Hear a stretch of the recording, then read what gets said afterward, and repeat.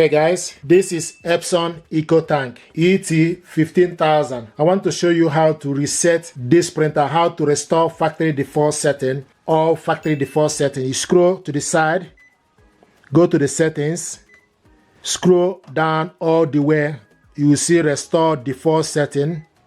It will show you network settings, copy settings, scan settings, fax settings. You scroll down, clear all data and settings, select on it, clear all data and restore default setting. It may take several minutes. Continue, yes or no, you select yes.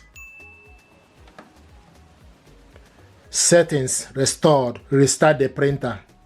So this is how to restore the factory settings for this printer.